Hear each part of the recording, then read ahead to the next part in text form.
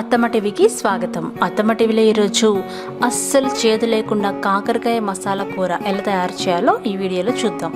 ఇది రోటీలోకి, చపాతీలోకి, రైస్లోకి చాలా చాలా బాగుంటుంది. మరి ఇలాంటి కొన్ని కూరలు కావాలంటే అత్తమ్మటివి సబ్స్క్రైబ్ చేసుకొని బెల్ సింబల్ని క్లిక్ చేయండి. అప్పుడే కొత్తగా పెట్టే నోటిఫికేషన్స్ మీ వరకు వస్తాయంట. మరి కూరలోకి వెళ్ళిపోదామా?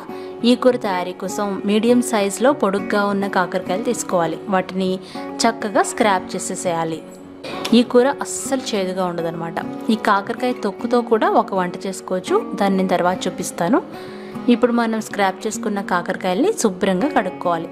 2-3 సార్లు నీళ్లు మార్చుకొని లేదా రన్నింగ్ వాటర్లో కడిగి ఇలా మీకు నచ్చిన ఆకారంలో కొంచెం సన్నగా కట్ చేసుకోవాలి. విత్తనాలు ఇష్టమైతే ఉంచుకోవచ్చు, లేదంటే తీసేయచ్చు. ఇలా కట్ చేసుకున్న కాకరకాయ ముక్కలు కుక్కర్లో వేసుకొని కొద్దిగా ఉప్పు వేసి కొంచెం పసుపు వేసి 1 గ్లాసుడు నీళ్లు పోసి మూత పెట్టి 2 విజిల్స్ హై ఫ్లేమ్లో ఉడికించుకోవాలి. 2 విజిల్స్ రాగానే వెంటనే స్టవ్ ఆఫ్ చేసి ప్రెషర్ పోయేంత వరకు వెయిట్ చేయాలి. ప్రెషర్ పోయిన తర్వాత ఈ విధంగా ఫిల్టర్ చేసి పెట్టుకోవాలి. ఇప్పుడు మసాలా చేసుకుందాం. ఒక బాండీలో 1 టేబుల్ స్పూన్ ధనియాలు, 1/2 టీ స్పూన్ జీలకర్ర, 3 టేబుల్ స్పూన్ల నువ్వులు వేయాలి. తెల్ల నువ్వులు వేస్తున్నాను నేను. లో ఫ్లేమ్లో బాగా వేయించుకోవాలి. అవి చక్కగా వేగిన తర్వాత చల్లారబెట్టుకోవాలి. ఒక పెద్ద ఉసిరికాయ సైజ్ అంత చింతపండుని నానబెట్టుకోవాలి. ఇప్పుడు ఒక మిక్సీ జార్లో బిర్యానీ పువ్వు అంటారు కదా, అది వేయాలి. 1 టీ స్పూన్ నానబెట్టుకున్న చింతపండు, అలాగే 5-6 వెల్లుల్లి రెబ్బలు, ఉప్పు కొద్దిగా, 2 టీ స్పూన్ల కారం వేయాలి. అలాగే 1 అంగుళం అల్లం ముక్క వేయాలి. 4 లవంగాలు, మనం వేయించి పెట్టుకున్న మసాలా దినుసులు వేసుకొని దానికి 5 టేబుల్ స్పూన్ల ఎండు కొబ్బరి పొడి వేయాలి. దీని బదులు ఎండు కొబ్బరి కూడా వాడుకోవచ్చు. 5 టేబుల్ స్పూన్లు వచ్చేలాగా చూసుకొని వేసుకోవాలి. మూత పెట్టి చక్కగా గ్రైండ్ చేయాలి. ఒకసారి గ్రైండ్ చేసి ఇందాక మనం నానబెట్టుకున్న చింతపండు పులుసు ఉంది కదా, దాన్ని కూడా వేసేసి ముద్దగా నూరుకోవాలి. ఇది రోట్లో చేసుకుంటే మరింత బాగుంటుంది.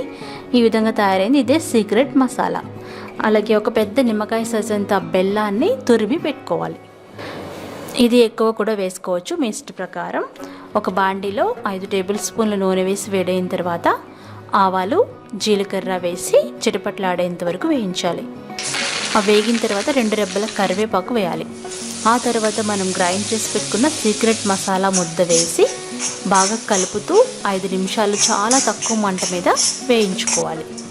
ఆ తర్వాత మనం తురిమి పెట్టుకున్న బెల్లాన్ని వేసుకోవాలి. ఈ బెల్లం కరిగేంత వరకు వేయించుకోవాలి. అంటే బెల్లం కరిగి కొద్దిగా పాకంలా అవుతుంది కదా, అంతవరకు 2-3 నిమిషాలు వేయించుకోవాలి. ఆ తర్వాత మనం ఉడికించి పక్కన పెట్టుకున్న కాకరకాయ ముక్కలు వేసేసేయాలి. కాకరకాయ ముక్కలు వేసి బాగా కలిపి ఒక 5 నిమిషాలు లో ఫ్లేమ్లో మగ్గించుకోవాలి. తగినంత ఉప్పు వేసుకోండి. ఇందాక కొంచెమే వేసాం కాబట్టి ఉప్పు వేసి బాగా కలిపి మూత పెట్టి 5-6 నిమిషాలు మగ్గించిన తర్వాత స్టవ్ ఆఫ్ చేయడమే. ఎంతో రుచికరమైన కాకరకాయ మసాలా కూర రెడీ అయిపోయింది. ఇది రోటీలోకి, చపాతీలోకి, వేడి అన్నంలోకి ఎంత బాగుందో చెప్పలేను. ఈ కూర మీరు ఒకసారి ట్రై చేసినట్లయితే మీరు ఖచ్చితంగా నాకు కామెంట్ చేస్తారు సూపర్ అని. ఈ కాకరకాయ మసాలా కూర అస్సలు చేదుగా ఉండదు. మీరు చిన్నపిల్లలకు కూడా పెట్టి సూపర్ అనిపించుకోవచ్చు అనమాట. అంత బాగుంటుంది ఈ కూర. ఈ కూర మీరు తప్పకుండా ట్రై చేసి ఫీడ్బ్యాక్ పంపించండి.